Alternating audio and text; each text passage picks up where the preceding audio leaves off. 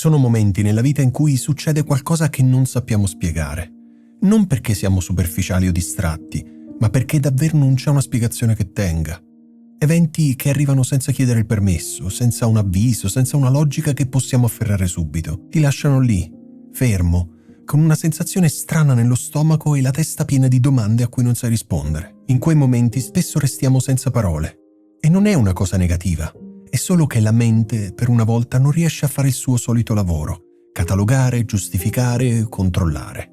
E allora succede qualcosa di molto semplice, ma anche molto scomodo. Ti rendi conto, in modo brusco, ma chiarissimo, che non hai il controllo di niente. Puoi fare programmi, progetti, piani a lungo termine. Puoi dire: tra 5 anni, quando andrò in pensione, quando le cose si sistemeranno. Ma la verità, quella che spesso evitiamo di guardare troppo a lungo, è che non sai mai quanto lungo sarà quel termine. Non lo sai tu, non lo so io, non lo sa nessuno. E questo non è un pensiero pessimista, è un dato di realtà. Non voglio fare un discorso triste, davvero, non voglio portarti in un territorio cupo o pesante. Voglio parlare della vita, ma parlare davvero della vita. Ogni tanto bisogna smettere di raccontarsela solo nella versione rassicurante, perché la vita non è solo ciò che funziona, ciò che cresce, ciò che va secondo i piani. La vita è ciò che cambia senza chiederti il consenso. Ci hanno insegnato che tutto è sotto controllo, che se fai le scelte giuste, se ti impegni abbastanza, se organizzi bene il tuo tempo, allora le cose andranno come devono andare. E per certi versi è vero, impegnarsi ha senso, organizzarsi aiuta, ma il problema nasce quando trasformiamo questo in una convinzione assoluta, quando iniziamo a credere che controllare significhi vivere bene. Prima o poi succede qualcosa che rompe questa convinzione. Può essere una perdita, una malattia, una separazione, un fallimento, o anche qualcosa di apparentemente piccolo ma che arriva nel momento sbagliato.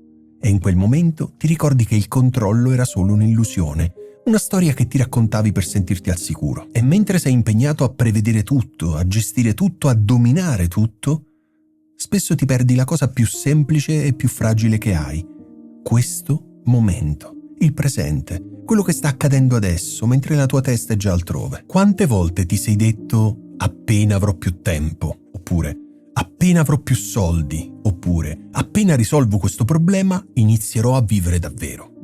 È una frase che abbiamo detto tutti, è quasi normale, ma se la guardi bene, è una promessa che fai sempre a te stesso e che rimandi continuamente. Perché appena risolvi un problema, ne arriva un altro. Appena hai tempo, lo riempi. Appena hai più soldi, aumentano le preoccupazioni. E intanto il tempo passa. E magari quel momento perfetto non arriva mai. Non perché tu abbia sbagliato qualcosa, ma perché la vita non è fatta per essere perfetta. È fatta per essere vissuta, anche nel disordine e anche nell'incertezza. Nel buddismo si dice che l'attaccamento all'idea del controllo è una forma di sofferenza. Non è una condanna morale, non è un giudizio, è un'osservazione molto semplice. Più cerchi di trattenere le cose così come sono, più soffri quando cambiano. E le cose cambiano sempre. È come cercare di stringere l'acqua tra le mani. Più stringi forte, più l'acqua scivola via. E alla fine rimani stanco, frustrato e con le mani vuote. Non perché l'acqua fosse sbagliata, ma perché non era fatta per essere trattenuta. Forse la libertà inizia proprio qui, nel momento in cui smetti di voler controllare tutto, nel momento in cui accetti che non puoi pianificare ogni dettaglio, che non puoi proteggerti da ogni imprevisto. E invece di irrigidirti, inizi a respirare quello che c'è, adesso, così com'è. Quando smetti di rimandare la felicità a un domani indefinito, inizi a riconoscerla nelle cose minuscole, quasi banali. Un caffè bevuto senza guardare il telefono, una passeggiata fatta senza una meta precisa, una risata che arriva mentre pensavi di non averne voglia. C'è un paradosso che mi colpisce sempre molto. Viviamo come se fossimo immortali. Rimandiamo, accumuliamo, sopportiamo, ma allo stesso tempo passiamo le giornate a lamentarci della vita. Ogni volta che dici non ce la faccio più, non vedo l'ora che finisca questa settimana, non sopporto più questo lavoro, stai regalando tempo, ovvero vita vera, a qualcosa che ti consuma. È come avere una casa bellissima e passare tutto il tempo a lamentarti delle finestre invece di guardare il panorama.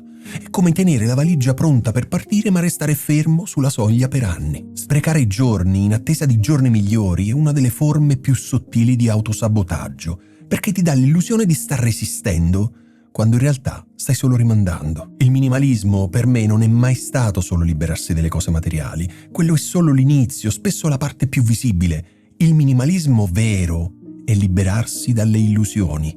E una delle illusioni più grandi è pensare di avere tutto il tempo del mondo, pensare che potrai sempre rimandare una scelta, una parola o un cambiamento. La verità è che non lo sappiamo. Non sappiamo quanto tempo abbiamo. E forse è proprio questo che rende ogni giornata così preziosa. Ogni sorriso, ogni incontro, ogni piccolo gesto conta perché non si ripeterà mai nello stesso modo. Anche se ti sembra uguale, non lo è.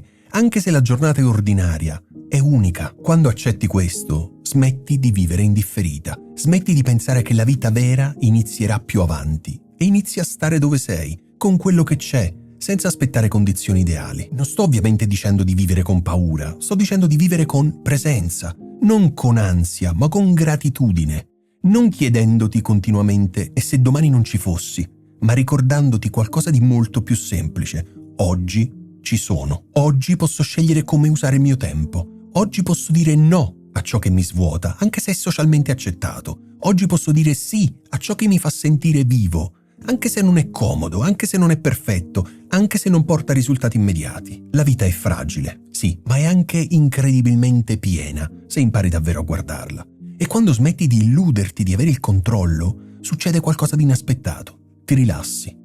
Non perché tutto diventa facile, ma perché smetti di lottare contro ciò che non puoi cambiare. Non devi più forzare ogni cosa, non devi più rincorrere tutto. Puoi semplicemente vivere. E vivere bene nel modo più semplice possibile. Non rimandare, non aspettare il momento giusto, non sprecare il tuo tempo in cose che non ami, in relazioni che non ti vedono davvero, in lavori che ti spengono lentamente. Fai quello che puoi, con quello che hai, adesso, perché forse, e dico forse, la felicità non è nel controllare la vita, ma nel lasciarti attraversare da essa, con attenzione, con rispetto e un giorno alla volta.